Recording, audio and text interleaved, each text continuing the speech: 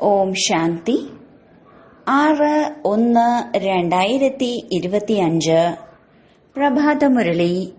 മധുരമായ കുട്ടികളെ, നിങ്ങളുടെ ഓരോ വാക്കും വളരെ മധുരവും ഫസ്റ്റ് ക്ലാസ്സുമായിരിക്കണം.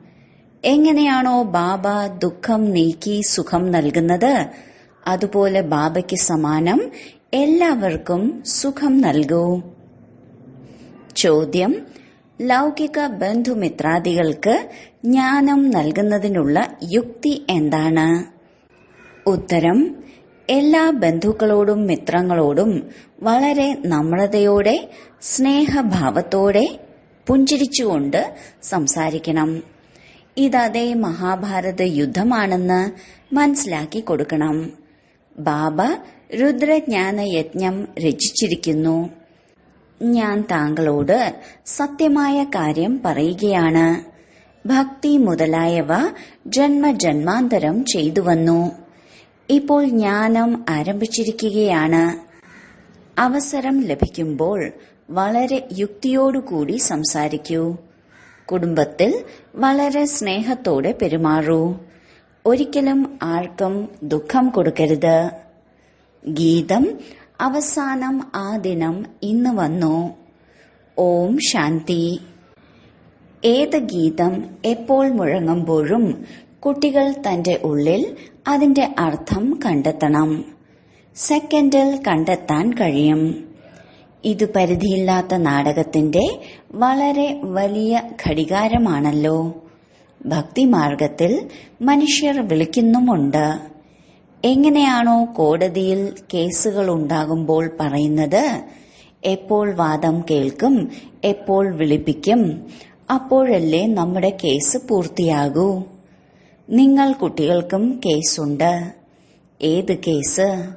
രാവണൻ നിങ്ങളെ വളരെ ദുഃഖിയാക്കി മാറ്റിയിരിക്കുകയാണ്. നിങ്ങളുടെ കേസ് വലിയ കോടതിയിൽ ഹാജരാക്കിയിരിക്കുന്നു. മനുഷ്യർ വിളിച്ചുകൊണ്ടിരിക്കുന്നു, ബാബ വരൂ, വന്ന് ഞങ്ങളെ ദുഃഖത്തിൽ നിന്ന് മോചിപ്പിക്കൂ. ഒരു ദിവസം തീർച്ചയായും കേൾക്കും. ബാബ കേൾക്കുന്നുമുണ്ട്. ഡ്രാമയനുസരിച്ച് തീർത്തും കൃത്യസമയത്ത് വരുന്നുമുണ്ട്. അതിലൊരു സെക്കൻഡ് പോലും വ്യത്യാസം വരുന്നില്ല. പരിധിയില്ലാത്ത ഘടികാരം വളരെ കൃത്യമായാണ് ചലിക്കുന്നത്. ഇവിടെ നിങ്ങളുടെ അടുത്തുള്ള ഒരു ചെറിയ ഘടികാരം പോലും കൃത്യമായി ചലിക്കുന്നില്ല. യജ്ഞത്തിലെ എല്ലാ കാര്യങ്ങളും വളരെ കൃത്യമായിരിക്കണം. ഘടികാരവും കൃത്യമായിരിക്കണം. ബാബയാണെങ്കിൽ വളരെ കൃത്യമാണ്. കേൾപ്പിക്കുന്നതും വളരെ കൃത്യമായാണ്. കൽപ്പകൽപ്പം കൽപ്പത്തിന്റെ സംഗമത്തിൽ കൃത്യസമയത്ത് വരുന്നു. ഇപ്പോൾ കുട്ടികളുടെ കേസെടുത്തു, ബാബ വന്നു. ഇപ്പോൾ നിങ്ങൾ എല്ലാവർക്കും മനസ്സിലാക്കി കൊടുക്കൂ. മുൻപ് നിങ്ങൾക്കും അറിയുമായിരുന്നില്ല ദുഃഖം നൽകുന്നത് ആരാണ് എന്ന്. ദ്വാപരയുഗം മുതൽ രാവണ രാജ്യം ആരംഭിക്കുന്നുവെന്ന് ബാബ ഇപ്പോൾ മനസ്സിലാക്കി തരുന്നു. ബാബ കൽപ്പകൽപ്പം സംഗമയുഗത്തിൽ വരുന്നുവെന്ന് നിങ്ങൾ കുട്ടികൾക്ക് മനസ്സിലായി. ഇത് പരിധിയില്ലാത്ത രാത്രിയാണ്. ശിവബാബ പരിധിയില്ലാത്ത രാത്രിയിലാണ് വരുന്നത്. കൃഷ്ണന്റെ കാര്യമല്ല. എപ്പോഴാണോ ഘോര അന്ധകാരത്തിൽ അജ്ഞാന നിദ്രയിൽ ഉറങ്ങിക്കൊണ്ടിരിക്കുന്നത്, അപ്പോൾ ജ്ഞാന സൂര്യനായ ബാബ വരുന്നു. കുട്ടികളെ പകലിലേക്ക് കൊണ്ടുപോകാൻ എന്നെ ഓർമ്മിക്കൂ എന്ന് പറയുന്നു. കാരണം പതീതത്തിൽ നിന്ന് പാവനമാകണം. ബാബ തന്നെയാണ് പതീത പാവനൻ. ബാബ എപ്പോഴാണോ വരുന്നത്, അപ്പോഴാണ് വാദം കേൾക്കുന്നത്. ഇപ്പോൾ നിങ്ങളുടെ വാദം കേൾക്കുകയാണ്. ബാബ പറയുന്നു, പതീതത്തിൽ നിന്ന് പാവനമാക്കുന്നതിനായി ഞാൻ വന്നിരിക്കുന്നു. പാവനമാകുന്നതിന് നിങ്ങൾക്ക് വളരെ സഹജമായ ഉപായങ്ങളാണ് പറഞ്ഞു തരുന്നത്. ഇന്നത്തെ കാലത്ത് നോക്കൂ, സയൻസ് എത്ര ശക്തമാണ്. ആറ്റോമിക് ബോംബുകളിൽ നിന്നെല്ലാം എത്ര ഘോരമായ ശബ്ദമാണ് വരുന്നത്. നിങ്ങൾ കുട്ടികൾ സൈലൻസിന്റെ ബലത്താൽ ഈ സയൻസിന്റെ മേൽ വിജയം നേടിയിരിക്കുന്നു. സൈലൻസിനെ യോഗം എന്നും പറയുന്നു. ആത്മാവ് ബാബയെ ഓർമ്മിക്കുന്നു. ബാബ അങ്ങ് വരികയാണെങ്കിൽ ഞങ്ങൾ ശാന്തിധാമത്തിൽ പോയി വസിക്കും. അതിനാൽ നിങ്ങൾ കുട്ടികൾ ഈ യോഗബലത്താൽ, സൈലൻസിന്റെ ബലത്താൽ സയൻസിന് മേൽ വിജയം നേടുന്നു. ശാന്തിയുടെ ബലം പ്രാപ്തമാകുന്നു. സയൻസിലൂടെയാണ് ഈ മുഴുവൻ വിനാശവും നടക്കുക. സൈലൻസിലൂടെ നിങ്ങൾ കുട്ടികൾ വിജയം നേടുന്നു. ബാഹുബലമുള്ളവർക്കൊരിക്കലും വിശ്വത്തിനുമേൽ വിജയം നേടാൻ സാധിക്കുകയില്ല. ഈ പോയിന്റുകളും നിങ്ങൾ പ്രദർശനിയിൽ എഴുതണം. ഡൽഹിയിൽ വളരെയധികം സേവനം ചെയ്യാൻ സാധിക്കും. കാരണം എല്ലാത്തിന്റെയും തലസ്ഥാനമാണ് ഡൽഹി. നിങ്ങളുടെയും തലസ്ഥാനം ഡൽഹിയായിരിക്കും. ഡൽഹിയെ തന്നെയാണ് പരിസ്ഥാനം എന്ന് പറയുന്നത്. പാണ്ഡവരുടെ കോട്ടയൊന്നുമില്ല. എപ്പോഴാണോ ശത്രുക്കൾ കയറുന്നത് അപ്പോഴാണ് കോട്ടകളെല്ലാം കെട്ടുന്നത്. നിങ്ങൾക്കാണെങ്കിൽ കോട്ടയുടെയൊന്നും ആവശ്യമില്ല. നിങ്ങൾക്കറിയാം, നിങ്ങൾ സൈലൻസിന്റെ ബലത്താൽ നിങ്ങളുടെ തന്നെ രാജ്യം സ്ഥാപിച്ചുകൊണ്ടിരിക്കുകയാണ്. അവരുടേത് കൃത്രിമ സൈലൻസ് ആണ്. നിങ്ങളുടേത് യഥാർത്ഥ സൈലൻസ് ആണ്. ശാന്തിയുടെ ബലം ജ്ഞാനത്തിന്റെ ബലം എന്നാണ് പറയുന്നത്. ഈ ജ്ഞാനം പഠനമാണ്. പഠനത്തിലൂടെയാണ് ബലം ലഭിക്കുന്നത്. പോലീസ് സൂപ്രണ്ടാകുമ്പോൾ എത്ര പവറാണ്! അതെല്ലാം ദുഃഖം തരുന്ന ഭൗതിക കാര്യങ്ങളാണ്. നിങ്ങളുടെ എല്ലാ കാര്യങ്ങളും ആത്മീയമാണ്. നിങ്ങളുടെ വായിൽ നിന്ന് പുറപ്പെടുന്ന വാക്കുകൾ ഓരോന്നും മധുരവും ഫസ്റ്റ് ക്ലാസ്സുമായിരിക്കണം. കേൾക്കുന്നവർക്ക് സന്തോഷം തോന്നണം. എങ്ങനെയാണോ ബാബ ദുഃഖം ഹരിച്ച് സുഖം നൽകുന്നവനായിരിക്കുന്നത്, അതുപോലെ നിങ്ങൾ കുട്ടികളും എല്ലാവർക്കും സുഖം കൊടുക്കണം. കുടുംബത്തിലുള്ളവർക്കും ദുഃഖം ഉണ്ടാകരുത്. നിയമം അനുസരിച്ച് എല്ലാവരോടും പെരുമാറണം. മുതിർന്നവരോട് സ്നേഹത്തോടുകൂടി പെരുമാറണം. മധുരവും ഒന്നാന്തരവുമായ വാക്കുകൾ വായിൽ നിന്ന് പുറപ്പെടണം. കേൾക്കുന്നവർക്ക് സന്തോഷം തോന്നണം. പറയൂ, ശിവബാബ പറയുന്നു, മന്മന ഭവ. ഉയർന്നതിലും ഉയർന്നത് ഞാനാണ്. എന്നെ ഓർമ്മിക്കുന്നതിലൂടെ മാത്രമേ നിങ്ങളുടെ വികർമ്മം വിനാശമാകൂ. വളരെ സ്നേഹത്തോടു കൂടി സംസാരിക്കണം. ഏതെങ്കിലും വലിയ സഹോദരനാണെന്ന് മനസ്സിലായാൽ പറയൂ, ദാദാജി, ശിവബാബ പറയുന്നു എന്നെ ഓർമ്മിക്കൂ എന്ന്. രുദ്രൻ എന്നും വിളിക്കപ്പെടുന്ന ആ ശിവബാബ തന്നെയാണ് യജ്ഞം രചിക്കുന്നത്. കൃഷ്ണജ്ഞാന യജ്ഞം എന്ന അക്ഷരം കേട്ടിട്ടില്ല. രുദ്രജ്ഞാന യജ്ഞമെന്ന് പറയുന്നുണ്ടെങ്കിൽ രുദ്രനായ ശിവബാബയാണ് ഈ യജ്ഞം രചിച്ചിരിക്കുന്നത്. രാജപദവി പ്രാപ്തമാക്കുന്നതിനു വേണ്ടി ജ്ഞാനവും യോഗവും പഠിപ്പിച്ചുകൊണ്ടിരിക്കുകയാണ്. ബാബ പറയുന്നു, ഭഗവാനുവാച, എന്നെ മാത്രം ഓർമ്മിക്കൂ. എന്തുകൊണ്ടെന്നാൽ ഇപ്പോൾ എല്ലാവരുടെയും അന്തിമ സമയമാണ്. വാനപ്രസ്ഥ അവസ്ഥയാണ്. എല്ലാവർക്കും തിരിച്ചു പോകണം. മരണസമയത്ത് മനുഷ്യരോട് ഈശ്വരനെ ഓർമ്മിക്കൂ എന്ന് പറയാറുണ്ടല്ലോ. ഇവിടെ ഈശ്വരൻ സ്വയം പറയുന്നു, മരണം മുന്നിൽ നിൽക്കുകയാണ്. ഇതിൽ നിന്ന് ആർക്കും രക്ഷപ്പെടാൻ സാധ്യമല്ല. അന്തിമ സമയത്താണ് ബാബ വന്ന് പറയുന്നത്, കുട്ടികളെ, എന്നെ ഓർമ്മിക്കുകയാണെങ്കിൽ നിങ്ങളുടെ പാപം ഭസ്മമാകും. ഇതിനെ ഓർമ്മയുടെ അഗ്നി എന്ന് പറയുന്നു. ബാബ ഗ്യാരണ്ടി ചെയ്യുന്നു, ഇതിലൂടെ നിങ്ങളുടെ പാപം കത്തി നശിക്കും. വികർമ്മം വിനാശമാകുന്നതിന്, പാവനമായി മാറുന്നതിന് വേറെ ഉപായമൊന്നുമില്ല.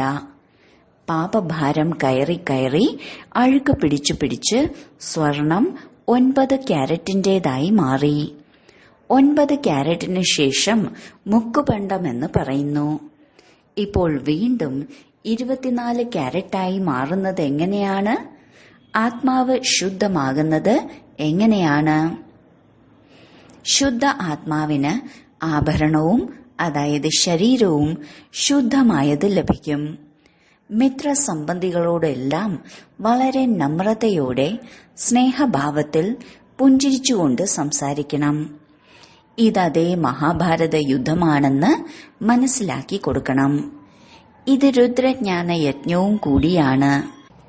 ബാബയിലൂടെ നമുക്ക് സൃഷ്ടിയുടെ ആദിമധ്യ അന്ത്യത്തെക്കുറിച്ചുള്ള ജ്ഞാനം ലഭിച്ചുകൊണ്ടിരിക്കുന്നു. മറ്റൊരിടത്തു നിന്നും ഈ ജ്ഞാനം ലഭിക്കുകയില്ല. ഞാൻ താങ്കളോട് സത്യം പറയുകയാണ്, ഭക്തിയെല്ലാം ജന്മജന്മാന്തരങ്ങളിൽ ചെയ്തിട്ടുണ്ട്. ഇപ്പോൾ ജ്ഞാനം ആരംഭിച്ചിരിക്കുന്നു. ഭക്തി രാത്രിയും ജ്ഞാനം പകലുമാണ്. സത്യയുഗത്തിൽ ഭക്തി ഉണ്ടായിരിക്കുകയില്ല. ഇങ്ങനെ വളരെ യുക്തിയോടെ സംസാരിക്കണം. അവസരങ്ങൾ ഉപയോഗിക്കണം. അമ്പുപോലെ തറയ്ക്കണമെങ്കിൽ സമയവും സന്ദർഭവും നോക്കണം. ജ്ഞാനം നൽകുന്നതിന് വളരെ വലിയ യുക്തി ആവശ്യമാണ്. ബാബ യുക്തികളെല്ലാം എല്ലാവർക്കും വേണ്ടിയാണ് പറഞ്ഞു തരുന്നത്. പവിത്രത ഏറ്റവും നല്ലതാണ്. ലക്ഷ്മി നാരായണൻ നമ്മുടെ പൂർവികരും പൂജ്യരും ആണല്ലോ. പാവനവും പൂജ്യവുമായവർ പിന്നീട് പതീതരും പൂജാരിയുമായി മാറും.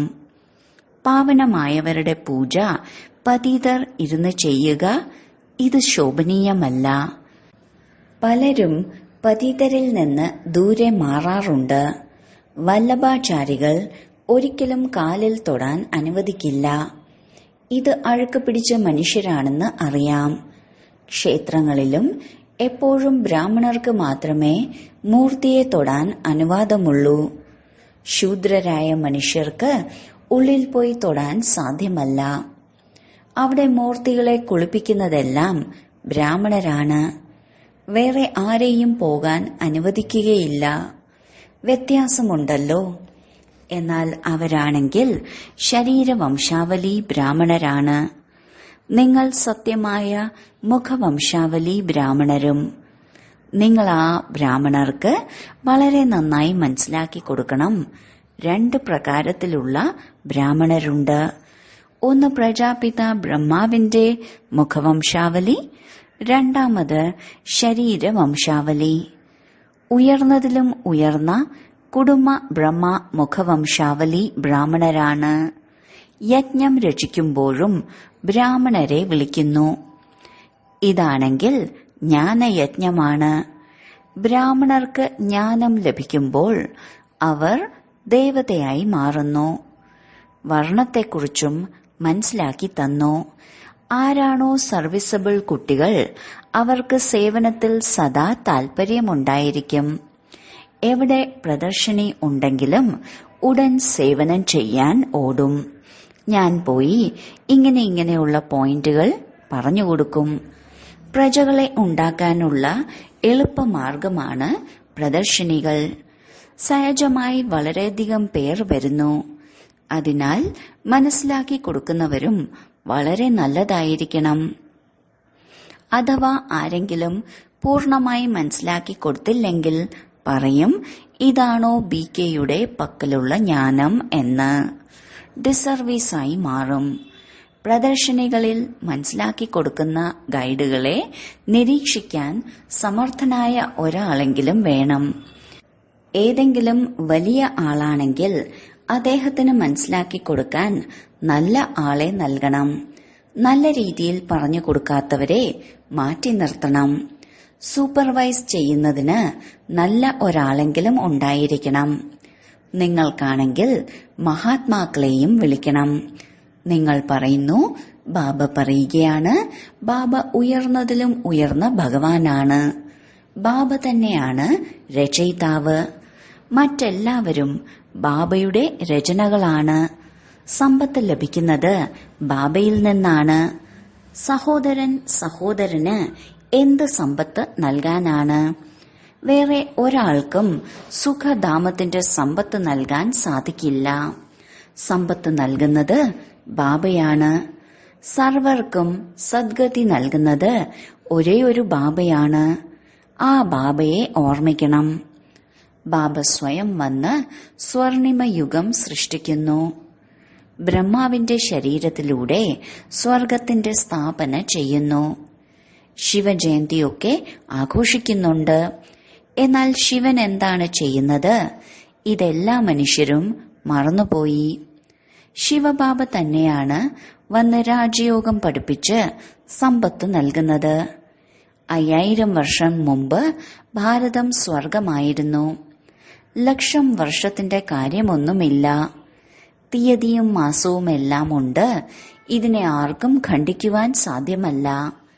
പുതിയ ലോകവും പഴയ ലോകവും പകുതി പകുതി ആയിരിക്കും. അവർ സത്യുഗത്തെ തന്നെ ലക്ഷക്കണക്കിന് വർഷമെന്ന് പറയുമ്പോൾ പിന്നെങ്ങനെ കണക്ക് വയ്ക്കും? സ്വസ്തികയിലും 4 ഭാഗങ്ങളാണ്. 1250 വർഷമായി ഓരോ യുഗത്തെയും ഭാഗിച്ചിട്ടുണ്ട്. കണക്ക് ഉണ്ടാക്കിയിട്ടുണ്ടല്ലോ. അവർക്ക് കണക്കൊന്നും അറിയാത്തത് കാരണം കക്കയ്ക്ക് സമാനമെന്ന് പറയുന്നു. ഇപ്പോൾ ബാബ വജ്ര സമാനമാക്കി മാറ്റുന്നു. എല്ലാവരും പതീതമാണ്. ഭഗവാനെ ഓർമ്മിക്കുകയാണ്. അങ്ങനെയുള്ളവരെ ഭഗവാൻ വന്ന് ജ്ഞാനത്താൽ പുഷ്പമാക്കി മാറ്റുന്നു. നിങ്ങൾ കുട്ടികളെ ജ്ഞാനരത്നങ്ങളാൽ അലങ്കരിച്ചുകൊണ്ടിരിക്കുന്നു. പിന്നീട് നോക്കൂ, നിങ്ങൾ എന്തായി മാറുന്നു. നിങ്ങളുടെ പ്രധാന ലക്ഷ്യം എന്താണ്? ഭാരതം എത്ര സമ്പന്നമായിരുന്നു, എല്ലാം മറന്നുപോയി. മുസൽമാന്മാരും മറ്റുള്ളവരും സോമനാഥ ക്ഷേത്രത്തിൽ നിന്നുമെല്ലാം വളരെയധികം മോഷ്ടിച്ചെടുത്ത് മസ്ജിദുകളിലേക്കെല്ലാം കൊണ്ടുപോയി വച്ചിരിക്കുന്നു. ഇപ്പോൾ അതിന്റെയൊന്നും മൂല്യം കണക്കാക്കാൻ പോലും സാധ്യമല്ല. വലിയ വലിയ രത്നങ്ങളെല്ലാം രാജാക്കന്മാരുടെ കിരീടങ്ങളിൽ ഉണ്ടായിരുന്നു. ചിലതാണെങ്കിൽ കോടിയുടെ, ചിലത് 5 കോടിയുടെ. ഇന്നത്തെ കാലത്ത് വരുന്നതെല്ലാം കൃത്രിമമാണ്. ഈ ലോകത്ത് എല്ലാം കൃത്രിമമായി നേടുന്ന സുഖമാണ്. ബാക്കിയെല്ലാം ദുഃഖം നൽകുന്നതാണ്. അതുകൊണ്ടാണ് സന്യാസിമാർ ഇതിനെ കാകവിഷ്ട സമാനമായ സുഖമെന്ന് പറഞ്ഞ് വീടെല്ലാം ഉപേക്ഷിച്ച് പോകുന്നത്. എന്നാൽ ഇപ്പോൾ അവരും തമോപ്രധാനമായി മാറിയിരിക്കുന്നു. നഗരത്തിനകത്ത് കടന്നിരിക്കുന്നു. എന്നാൽ ഇതെല്ലാം ഇപ്പോൾ ആരെ കേൾപ്പിക്കാനാണ്? രാജാവും റാണിയുമൊന്നുമില്ലല്ലോ. ആരും അംഗീകരിക്കുകയില്ല. പറയും, എല്ലാവർക്കും അവരവരുടേതായ വഴിയാണ്. എന്തു തോന്നുന്നുവോ അത് ചെയ്യും. സങ്കല്പത്തിന്റെ സൃഷ്ടിയാണ്. ഇപ്പോൾ നിങ്ങൾ കുട്ടികളെ ബാബ ഗുപ്തരീതിയിൽ പുരുഷാർത്ഥം ചെയ്യിപ്പിച്ചുകൊണ്ടിരിക്കുന്നു. നിങ്ങൾ എത്രയാണ് സുഖം അനുഭവിക്കുന്നത്? മറ്റു മതങ്ങളും പിന്നീട് വൃദ്ധി പ്രാപിക്കുമ്പോൾ യുദ്ധം മുതലായ ബുദ്ധിമുട്ടുകളെല്ലാം ഉണ്ടാകുന്നു. 3/4 ഭാഗവും സുഖത്തിലായിരുന്നു. അതുകൊണ്ട് ബാബ പറയുന്നു, നിങ്ങളുടെ ദേവീ ദേവതാ ധർമ്മം വളരെ സുഖം നൽകുന്നതാണ്. ഞാൻ നിങ്ങളെ വിശ്വത്തിന്റെ അധികാരി ആക്കുന്നു. മറ്റ് ധർമ്മസ്ഥാപകരൊന്നും രാജ്യം സ്ഥാപിക്കുന്നില്ല. അവർ സദ്ഗതി ചെയ്യുന്നില്ല. വന്ന് കേവലം തങ്ങളുടേതായ ധർമ്മങ്ങൾ സ്ഥാപിക്കുന്നു. അവരും അവസാനം എപ്പോഴാണോ തമോപ്രധാനമായി മാറുന്നത്, അപ്പോൾ ബാബയ്ക്ക് സതോ പ്രധാനമാക്കി മാറ്റുന്നതിന് വേണ്ടി വീണ്ടും വരേണ്ടി വരുന്നു. നിങ്ങളുടെ അടുത്ത് 100 കണക്കിന് മനുഷ്യർ വരുന്നുണ്ടെങ്കിലും ഒന്നും മനസ്സിലാക്കുന്നില്ല. ബാബയ്ക്ക് എഴുതുന്നു, ഇന്നയാൾ വളരെ നന്നായി മനസ്സിലാക്കുന്നുണ്ട്, വളരെ നല്ലതാണ്. ബാബ പറയുന്നു, ഒന്നും തന്നെ മനസ്സിലാക്കിയിട്ടില്ല. അഥവാ ബാബ വന്നിരിക്കുകയാണ് എന്ന് മനസ്സിലാക്കിയെങ്കിൽ വിശ്വത്തിന്റെ അധികാരിയായി മാറിക്കൊണ്ടിരിക്കുകയാണ് എന്ന് മനസ്സിലാക്കിയാൽ മതി. ആ സമയം തന്നെ ലഹരി വർദ്ധിക്കും. ഉടൻ ടിക്കറ്റ് എടുത്ത് ഓടും. പക്ഷെ ബാബയുമായി മിലനം നടത്താൻ തീർച്ചയായും ബ്രാഹ്മണിയുടെ കത്ത് കൊണ്ടുവരണം. ബാബയെ തിരിച്ചറിഞ്ഞു കഴിഞ്ഞാൽ പിന്നെ കാണാതിരിക്കുവാൻ സാധ്യമല്ല. തീർത്തും ലഹരി വർദ്ധിക്കും. ആരിലാണോ ലഹരി വർദ്ധിക്കുന്നത് അവരുടെ ഉള്ളിൽ സന്തോഷമുണ്ടായിരിക്കും. അവരുടെ ബുദ്ധി മിത്രസംബന്ധികളിൽ അലയുകയില്ല. എന്നാൽ അനേകരുടെ ബുദ്ധി അലഞ്ഞുകൊണ്ടിരിക്കുന്നു. ഗൃഹസ്ഥ വ്യവഹാരത്തിലിരുന്നും താമരപ്പൂവിന് സമാനം പവിത്രമായി കഴിയണം. ബാബയുടെ ഓർമ്മയിലിരിക്കണം. വളരെ എളുപ്പമാണ്. എത്രത്തോളം സാധിക്കുമോ അത്രയും ബാബയെ ഓർമ്മിച്ചുകൊണ്ടിരിക്കൂ. ഓഫീസിൽ നിന്ന് ലീവ് എടുക്കുന്നത് പോലെ ബിസിനസ്സിൽ നിന്ന് ലീവ് എടുത്ത് 1-2 ദിവസം ഓർമ്മയുടെ യാത്രയിൽ ഇരിക്കൂ. ഇടയ്ക്കിടയ്ക്ക് ഓർമ്മയിലിരിക്കുന്നതിന് വേണ്ടി മുഴുവൻ ദിവസവും ബാബയെ ഓർമ്മിക്കുന്നതിന്റെ വ്രതമെടുക്കൂ. എത്ര ശേഖരണം ഉണ്ടാകും. വികർമ്മവും നശിക്കും. ബാബയുടെ ഓർമ്മയിലൂടെ തന്നെയാണ് സത്തോ പ്രധാനമായി മാറുന്നത്. മുഴുവൻ ദിവസവും പൂർണ്ണ യോഗമൊന്നും ആർക്കും വയ്ക്കാൻ സാധിക്കില്ല. മായ തീർച്ചയായും വിഘ്നമിടും. എങ്കിലും പുരുഷാർത്ഥം ചെയ്ത് വിജയം നേടും. ഇന്നത്തെ ദിവസം മുഴുവൻ പൂന്തോട്ടത്തിലിരുന്ന് ബാബയെ ഓർമ്മിക്കും. കഴിക്കുമ്പോഴും ഓർമ്മയിലിരിക്കും. ഇതാണ് പരിശ്രമം. നമുക്ക് തീർച്ചയായും പാവനമായി മാറണം. പരിശ്രമം ചെയ്യണം. മറ്റുള്ളവർക്കും വഴി പറഞ്ഞു കൊടുക്കണം. ബാഡ്ജ് വളരെ നല്ല സാധനമാണ്. വഴിയിലും പരസ്പരം കാര്യങ്ങൾ സംസാരിക്കുകയാണെങ്കിൽ അനേകർ വന്ന് കേൾക്കും. ബാബ പറയുന്നു, എന്നെ ഓർമ്മിക്കൂ. ഈ സന്ദേശം ലഭിച്ചുവെങ്കിൽ നമ്മുടെ ഉത്തരവാദിത്വം കഴിഞ്ഞു. ശരി, വളരെ കാലത്തെ വേർപാടിന് ശേഷം തിരിച്ചു കിട്ടിയ മധുരമധുരമായ കുട്ടികൾക്ക് മാതാവും പിതാവുമായ ബാബ്ദാദയുടെ സ്നേഹസ്മരണയും സുപ്രഭാതവും. ആത്മീയ അച്ഛന്റെ ആത്മീയ കുട്ടികൾക്ക് നമസ്കാരം. ധാരണയ്ക്കുള്ള മുഖ്യസാരം: 1. ജോലി കാര്യങ്ങളിൽ നിന്ന് എപ്പോൾ ഒഴിവ് ലഭിക്കുന്നുവോ ഓർമ്മയിലിരിക്കുന്നതിനുള്ള വ്രതമെടുക്കണം. മായയുടെ മേൽ വിജയം പ്രാപ്തമാക്കുന്നതിനു വേണ്ടി ഓർമ്മിക്കുന്നതിനുള്ള പരിശ്രമം ചെയ്യണം. 2. വളരെ നമ്രതയോടെയും വിനയഭാവത്തിലും പുഞ്ചിരിയോടും കൂടി മിത്രസംബന്ധികളുടെ സേവനം ചെയ്യണം. അവരുടെ ബുദ്ധിയെ അലയിക്കരുത്. സ്നേഹത്തോടുകൂടി ബാബയുടെ പരിചയം നൽകണം. വരദാനം: നടക്കുമ്പോഴും കറങ്ങുമ്പോഴും ഫരിസ്ത സ്വരൂപത്തിന്റെ സാക്ഷാത്കാരം ചെയ്യിപ്പിക്കുന്ന സാക്ഷാത്കാര മൂർത്തിയായി ഭവിക്കട്ടെ. ആരംഭകാലത്ത് നടക്കുമ്പോഴും കറങ്ങാൻ പോകുമ്പോഴും ബ്രഹ്മാവ് അപ്രത്യക്ഷമായി ശ്രീകൃഷ്ണനെ കാണപ്പെട്ടിരുന്നു. ഈ സാക്ഷാത്കാരം മറ്റെല്ലാം തന്നെ ഉപേക്ഷിപ്പിച്ചു. അതേപോലെ സാക്ഷാത്കാരത്തിലൂടെ ഇപ്പോൾ സേവനം നടത്തൂ. സാക്ഷാത്കാരത്തിലൂടെ പ്രാപ്തി ഉണ്ടാകുമെങ്കിൽ അതില്ലാതെ ഇരിക്കാൻ സാധിക്കില്ല. അതിനാൽ നടക്കുമ്പോഴും കറങ്ങുമ്പോഴും ഫരിഷ്ത സ്വരൂപത്തിന്റെ സാക്ഷാത്കാരം ചെയ്യിപ്പിക്കൂ. പ്രഭാഷണം ചെയ്യുന്നവർ അനവധിയുണ്ട്. എന്നാൽ താങ്കൾ പ്രേരണ കൊടുക്കുന്നവരാകൂ. അപ്പോൾ മനസ്സിലാക്കും ഇവർ ഭഗവാന്റെ ആൾക്കാരാണെന്ന്. സ്ലോഗൻ: സദാ ആത്മീയ രസത്തിന്റെ അനുഭവം ചെയ്തുകൊണ്ടിരിക്കൂ. എങ്കിലൊരിക്കലും ആശയക്കുഴപ്പത്തിൽ വരികയില്ല. തന്റെ ശക്തിശാലി മനസ്സിലൂടെ സകാശ് കൊടുക്കുന്നതിന്റെ സേവനം ചെയ്യൂ. ഇപ്പോൾ മനസ്സിലെ ശുഭഭാവനകളെ മറ്റാത്മാക്കളിലേക്ക് എത്തിക്കൂ. സൈലൻസിന്റെ ശക്തി പ്രത്യക്ഷപ്പെടുത്തൂ. ഓരോ ബ്രാഹ്മണ കുട്ടികളിലും ഈ സൈലൻസിന്റെ ശക്തിയുണ്ട്. കേവലം ഈ ശക്തിയെ മനസ്സിലൂടെയും ശരീരത്തിലൂടെയും പുറത്തെടുക്കൂ. 1 സെക്കൻഡിനകം മനസ്സിലെ സങ്കല്പങ്ങളെ ഏകാഗ്രമാക്കൂ. എങ്കിൽ വായുമണ്ഡലത്തിൽ സൈലൻസിന്റെ ശക്തിയുടെ പ്രകമ്പനങ്ങൾ താനെ പരന്നുകൊണ്ടിരിക്കും. ഓം ശാന്തി.